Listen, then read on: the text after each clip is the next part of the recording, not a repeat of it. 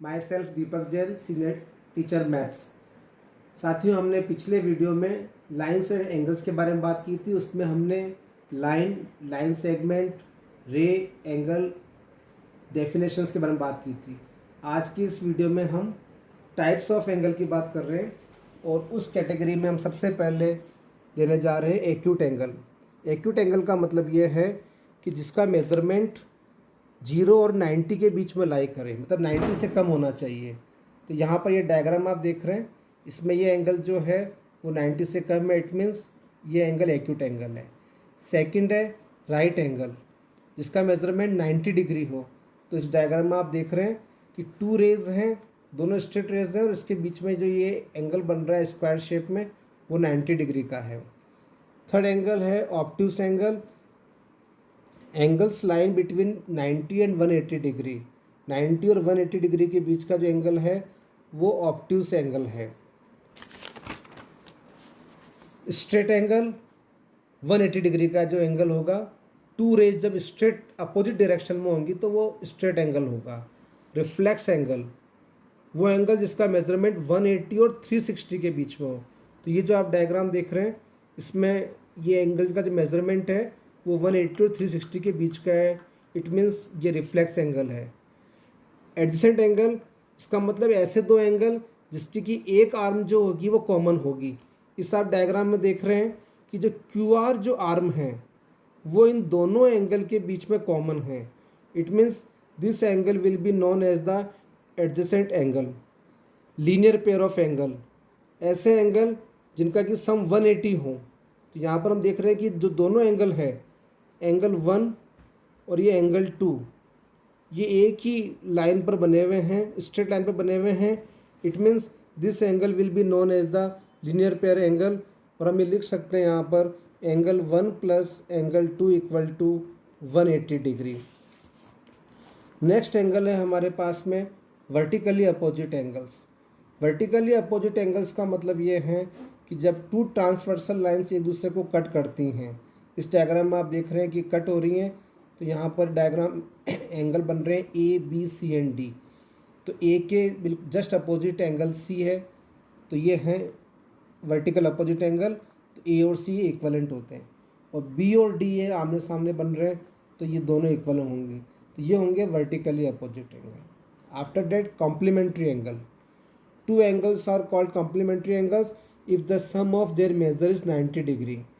It means दो angle complementary angle होंगे यदि उनका सम 90 डिग्री हो।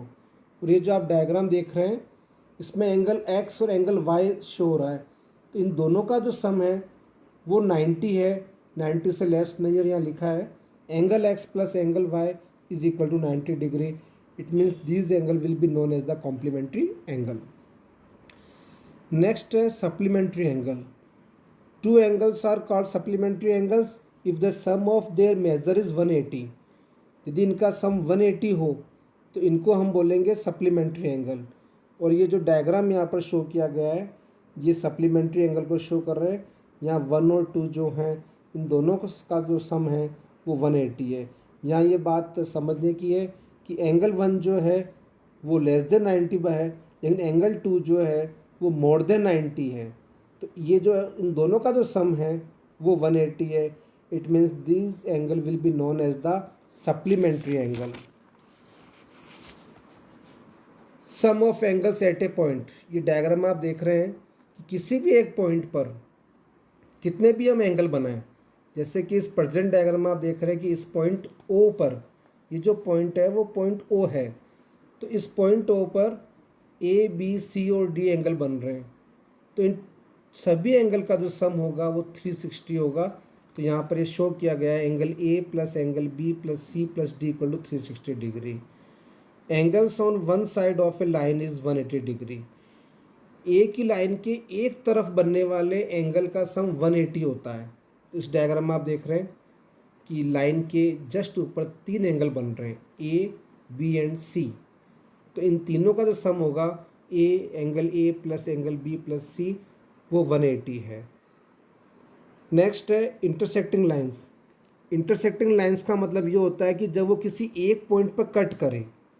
आप इस डायग्राम में देखिए टू लाइंस हैं, first line P Q show हो रही है, second line R S show हो रही है। तो ये दोनों एक दूसरे को ओ पॉइंट पर कट कर रही हैं, इंटरसेक्ट कर रही हैं। So these line will be known as the intersecting lines. फिर हमारे पास में है non intersecting lines. Non intersecting lines का मतलब ये होता है कि वो किसी दोनों जो लाइन्स हैं वो कभी कट नहीं करें, या हम बोल सकते हैं कि वो इन्फाइनाइट पे कट करें। तो these line will be known as the non intersecting lines, या इसको हम बोल सकते हैं पैरेलल लाइन्स भी बोल सकते हैं। या तो हम इनको बोलें नॉन इंटरसेक्टिंग लाइन्स, या हम इनको बोल रहे हैं पैरेलल लाइन्स। इस डायग्राम में आप देखें पी क्यू एक लाइन है, आर एस एक लाइन है। अब इन दोनों लाइन्स को हम लेफ़्ट या राइट में इन्फाइनाइट तक यदि इनको मैं एक्सटेंड कर दें तो ये कभी कट नहीं करने वाली हैं। इट मीन्स ये पैरेलल लाइन्स हैं। लाइन्स और एंगल से रिलेटेड कुछ हमारे पास में इम्पोर्टेंट रिजल्ट्स हैं, जैसा कि आप ये देख सकते हैं, यहाँ लिखा हुआ है कि if a ray stands on a line then the sum of the adjacent angle so formed is 180 degree. इसका मतलब ये है कि यदि कोई रे जो है वो किसी लाइन पर स्टैंड कर रही है, जैसा कि डायग्राम में शो हो रहा है, तो ऐसे जो एंगल फॉर्म होंगे वो लीनियर पेयर एंगल होंगे और उनका सम जो होगा वो 180 डिग्री होगा। यहाँ शो किया गया है angle A O C plus angle B O C equal to 180 degree. So this is the first important result. Second result है if the sum of two adjacent angle is 180 degree then the non common arms of the angles form of a line are opposite rays. इसका मतलब ये है कि यदि दो adjacent angle का सम 180 degree है तो इस प्रकार जो ये आर्म्स होंगी वो अपोजिट रेज को शो करेंगी। तो ये भी अपने आप में इम्पोर्टेंट रिजल्ट्स हैं, जो कि फर्स्ट रिजल्ट का जस्ट रिवर्स है। थर्ड है if two lines intersect each other then the vertically opposite angle so formed are equal. यानी दो लाइन यदि वो एक दूसरे को इंटरसेक्ट करे तो वो दोनों लाइन जब इंटरसेक्ट करेंगी और इस प्रकार वर्टिकल अपोजिट एंगल बनेगा तो वो एंगल इक्वल होंगे। जैसा कि इस डायग्राम में आप देख रहे हैं, ये टू लाइन्स हैं, first line A B show हो रही है, second line C D show हो रही है। तो इसमें एंगल बन रहे हैं 1 और 2, तो ये दोनों एंगल इक्वल हैं। इसी प्रकार हम इस डायग्राम में ये बता सकते हैं कि सपोज़ यहाँ बन रहा है ये एंगल 3 और इधर मान लीजिए एंगल बन रहा है एंगल 4। तो एंगल 3 और एंगल 4 भी जो हैं वो इक्वलेंट हैं और ये मान होंगे एंगल 3 इक्वल टू एंगल 4। ये हैं वर्टिकली अपोजिट एंगल हैं। क्लास 9th की ही बुक में एक्सरसाइज नंबर 6.1 जो एनसीईआरटी में है, इसमें क्वेश्चन इन्हीं रूल्स पर डिपेंड कर रहा है। जैसे ये फर्स्ट क्वेश्चन है एनसीईआरटी का, इसमें ये आपको एंगल दे रखा है, diagram B O D angle 40 degree का है और ये भी गिवन है कि angle A O C plus B O E equal to 70 degree और बी ओ डी 40 डिग्री, ये गिवन है हमें। तो हमें फाइंड करना है, इस डायग्राम के हिसाब से आप देख रहे हैं बी ओ ई फाइंड करना है। तो यहाँ पर हम देख रहे हैं कि और सेकंड फाइंड करना है हमें सी ओ ई, रिफ्लेक्स सी ओ ई फाइंड करना है। अब इस डायग्राम से आप देख सकते हैं जो कि हमें गिवन भी है A O C plus B O E equal to 70 degree.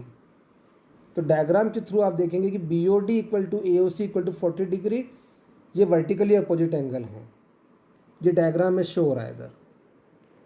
Again diagram में आप देख सकते हैं कि 40 plus angle B O E equal to 70 degree, तो B O E equal to हो गया हमारा 70 माइनस 30 डिग्री।